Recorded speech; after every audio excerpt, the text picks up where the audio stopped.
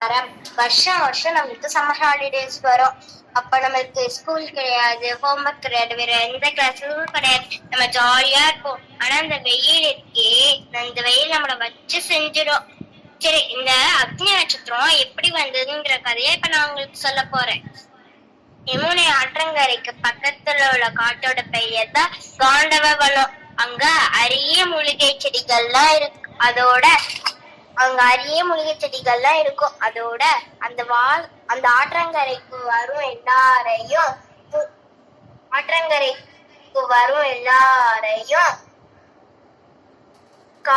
மனக்கவரும். இந்திரன் தான் அந்த காவலாக இருந்து அந்த மூலிகை செடிகளை வளர அப்பப்ப மழை பெய்ய செய்வான். ஏன்னா மழையோட அதிபதி யாரு? இந்திரன் தானே.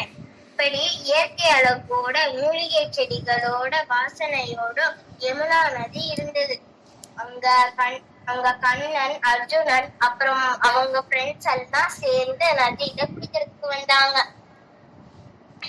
நம்ம எல்லாம் கடலுக்கு போனா எப்படி ஆட்டம் போடுவோம், அது மாதிரி அவங்களும் நல்லா ஆட்டம் போட்டு மேலே ஏறி வராங்க. அப்போ அங்க பிராமணர் வராரு. அவரு கண்ணனையும் அர்ஜுனனையும் பார்த்து, உங்களை பார்க்க ஹெல்ப் பண்றவ மாதிரி தெரியுது, எனக்கு ரொம்ப பசியா இருக்கு, அதுக்கு நீங்க தான் ஹெல்ப் பண்ண முடியும். இந்த காட்டுக்குள்ள என் பசிய தீர்க்கும் மருந்து இருக்கு. நான் இந்த காட்டுக்குள்ள வரதுக்கு நீங்க தான் ஹெல்ப் பண்ண வேண்டும் என வேண்டினாரு. அந்த பிராமணன் பேச்சு வித்தியாசமாக இருந்ததுனால கண்ணன் அவரை உற்று பார்த்து, அக்னி தேவனே, ஏன் இந்த வேடம் என கேட்க, உடனே தன் வேடத்தை கலைத்தான் அக்னி தேவன். உலகில் வாழும் உயிர்களுக்கெல்லாம் படியளக்கும் பரமாத்மாவே, தங்களுக்கு தெரியாதது ஒன்றும் கிடையாது. சுவேகசி அப்படிங்கிற மன்னனுக்காக துர்வாச முனிவர் 100 ஆண்டுகள் தொடர்ந்து யாகம் செய்தாரு. அந்த யாகத்தோடு விளைவால் அதிகப்படியான நெய்யை உட்கொண்டேன். நம்மளாம் கீ ரோஸ்டின் பொங்கல், அதோட நெய்யெல்லாம் உள்ள போயிட்டு நிறைய நெய் உள்ளே இருக்கும். நம்மளுக்கு மந்தமா இருக்கும், பசிக்காது. அதே மாதிரி மந்த நோய் வந்து அதை தாக்கி இருக்கு. அந்த மந்த நோயை சரி பண்ணணும்னா இங்க உள்ள மூலிகை செடிகளை கபலீகரம் செய்தால் என் நோய் தீரும் என சொன்னாரு. அதுக்கு நான் என்ன பண்ண முடியும்? அர்ஜுனன் கேட்டான். இல்லை, நான் இந்த காட்டுக்குள் வரும்போதெல்லாம் இந்திரன் மழை பெய்ய மேகத்திற்கு ஆர்டர் போட்டான். என் தீய நாக்குகளை அணைத்து என் முயற்சியை தடுக்கிறான்.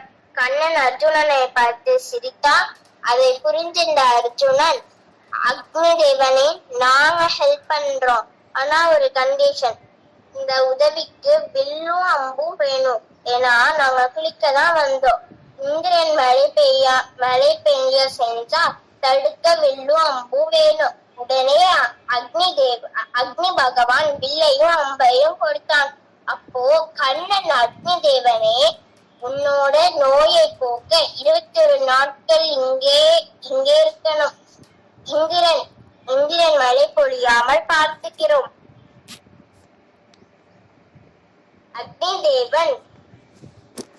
தேவன் காட்டுக்குள் போய் காட்டை எரிக்க தொடங்கினான். இந்திரன் மழை பெய்யுமாறு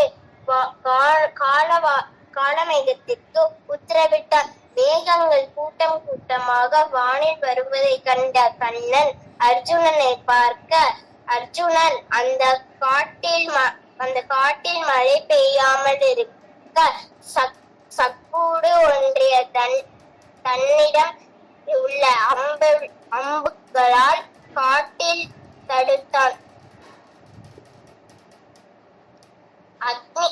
அக்னி தேவனும் முதல் 7 நாட்கள் வேகமாக தன் பசிக்கு காட்டுக்குள்ள மூலிகை பகுதியில் நுழைந்தான்.